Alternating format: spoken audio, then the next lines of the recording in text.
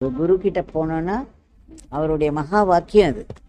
அந்த மகா வாக்கியம் என்னன்னா, என்னவா இருந்தாலும் நாமத்தை சொல்லுங்க. அப்புறம் இன்னொன்று என்ன சொல்லியிருக்காருன்னா, நாமத்தை சொல்லும் பொழுது நாமே அந்த க்ஷணமே பிரசன்னம் ஆயிடுற, நமக்கு உள்ள பிரசன்னம் ஆயிடுற. நமக்கு அவரை தெரியலனா கூட, ஏன்னா நம்ம மனசில் எத்தனையோ உலகம் நிறைய நுழைஞ்சிருக்கு இல்லையா, அதனால் நமக்கு தெரியாது. ஒரு கண்ணாடி மேலே பாசி இருந்ததுன்னா தெரியாது. அந்த மாதிரி. ஆனால் அவர் உள்ள பிரசன்னமாறார் இல்லையா, அவருக்கு நம்மளுடைய மனசில் என்ன இருக்குது, நம்ம கஷ்டங்கள்லாம் என்ன, நம்ம போராட்டங்கள்லாம் என்னங்கிறது தெரியும். அதனால் அவர் ஆனால் என்ன சொல்லியிருக்கார் பகவான், என்னுடைய அப்பா எப்போ பண்ணணும், எப்படி பண்ணணும், அதை எங்கே பண்ணணும், அது அவர் நிர்ணயம் பண்ணிப்பார். அப்பா அதாவது தெய்வத்துக்கு தெரியும் இல்லையா, நம்மளெல்லாம் விட பெட்டர்.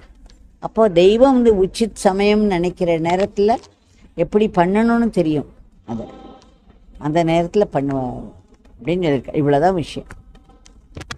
என்ன கஷ்டம் வந்தாலும் நாமத்தை சொல்லுங்க.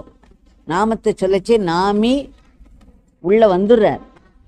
நாமி நம்ம பேசுகிறத கேட்டுருக்கார். நம்ம மனசில் என்ன என்ன இருக்குங்கிறது அவருக்கு தெரியும். அவர் நம்ம பாடுறதையோ நம்ம பேசுகிறதையோ நம்ம அவர் நாமம் சொல்கிறதுலையோ கேட்டுருக்கார். உரிய நேரத்தில் நமக்கு அதை பண்ணி கொடுக்கும்.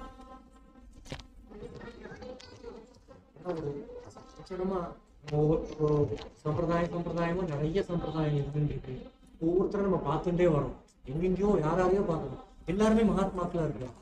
அப்போ போகும்போது ஒவ்வொருத்தர் இதை சொல்லணும், அது சொல்லணும். இப்போ எனக்கு யாரோ பார்க்குற என் குழந்தைன்னு நான் கேட்குறேன்னாக்க, இந்த கோவிலுக்கு போகணும், இந்த அம்பாள் செய்யணும், இந்த சாயார் செய்யணும், இந்த பெருமாள் மந்திரம் சொல்லணும், சந்தான கோபால மந்திரம் சொல்லணும், நிறைய மந்திரம் சொல்லிட்டே இருக்காங்க.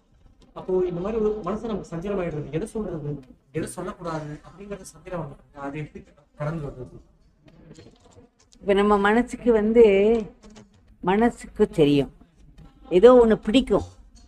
அவள் சொல்கிறதுலேயே ஏதோ ஒன்று கொஞ்சம் ஜாஸ்தி பிடிக்கும், கொஞ்சம் கம்மியாக பிடிக்கும். ஒரு இதில் கொஞ்சம் இன்ட்ரெஸ்ட் கம்மியாக இருக்கும், ஒன்றில் ஜாஸ்தி இருக்கும்.